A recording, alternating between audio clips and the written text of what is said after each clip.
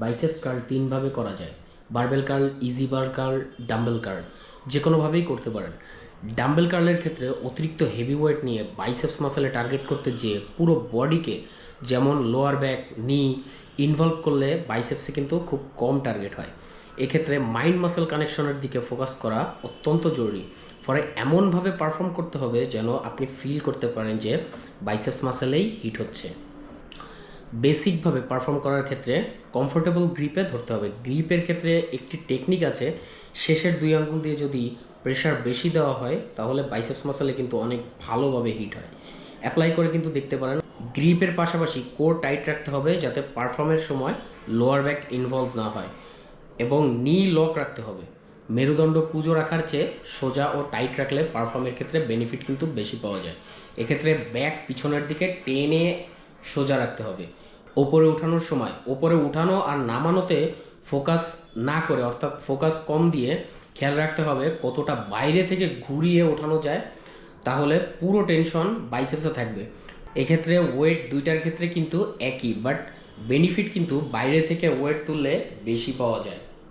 যদি advance technique apply করতে চান তাহলে হাতের কবজি সামান্য ব্যান্ড করে ওয়েট তুলতে পারেন, যার মাধ্যমে কিন্তু আপনি বাইসেপস মাসেলের সাথে ফোরআর্মস মাসেলও একই সাথে হিট করতে পারবেন।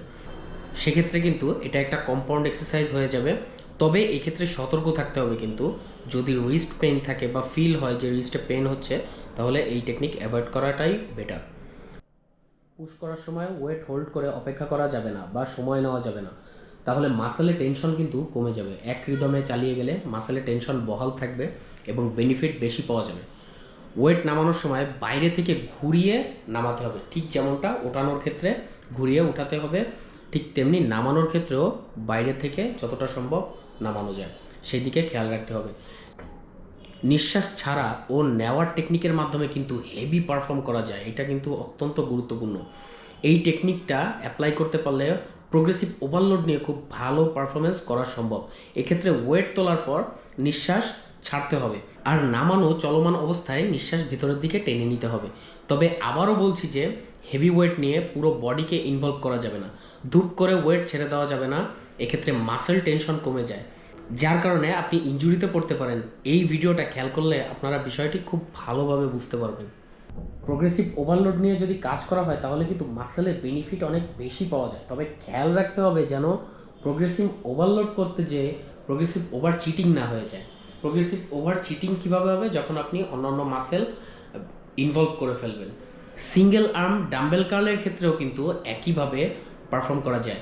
এক্ষেত্রে কিন্তু গ্রিপ করার সময় শেষের 2 আঙ্গুল যদি ডাম্বেলের বারের মাঝ বরাবর রাখেন তাহলে কিন্তু বাইসেপসে অনেক বেশি হিট হয়। তবে প্রোগ্রেসিভ ওভারলোডের ক্ষেত্রে কিন্তু বিষয়টা কার্যকর নাও হতে পারে। বাইসেপস কার্ল সাধারণত ব্রেকিয়াই, ব্যাকিও রেডিয়ালিস মাসেলে হিট করে। রিস্ট সুপিনেশন টেকনিক হলো এলবোকে সামান্য সামনের দিকে এনে লক রেখে পারফর্ম করা। এক্ষেত্রে কিন্তু বাইসেপস ব্রেকিয়াই মাসেলে খুব ভালো হিট হয়। এছাড়াও ফোরআর্মসের সুপিনেটর মাসেলে হিট হয়। পুরো ওভারঅল বাইসেপসের জন্য এই টেকনিকটি কিন্তু বেস্ট। এরপর আরেকটি টেকনিক আছে যেটি হলো শোল্ডার ফ্লেকশন। এক্ষেত্রে কিন্তু ওয়েট তোলার ক্ষেত্রে ডেল্ট মাসেলের সাহায্য নিয়ে, অর্থাৎ ওয়েট তোলা ও নামানোর সময় ডেল্ট মাসেল মুভ করে। এক্ষেত্রে কিন্তু বাইসেপস লং হেড ও ডেল্টয়েড মাসেলেও হিট হয়, যেটা খুবই স্বাভাবিক।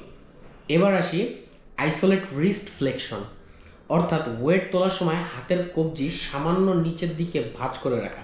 এই টেকনিকের মাধ্যমে কিন্তু বাইসেপসের পাশাপাশি ফোরআর্মসেও একই সাথে হিট হয়, যেটা স্বাভাবিক।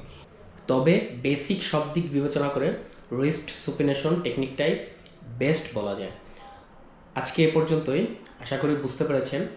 আর যদি কোথাও বুঝতে সমস্যা থাকে তাহলে অবশ্যই আমাদের কমেন্ট করে জানাবেন। ভিডিওটি ভালো লাগলে লাইক দিবেন, আর এই সম্পর্কিত আরও অনেক ভিডিও পাওয়ার জন্য চ্যানেলটিকে সাবস্ক্রাইব করবেন। আল্লাহ হাফেজ।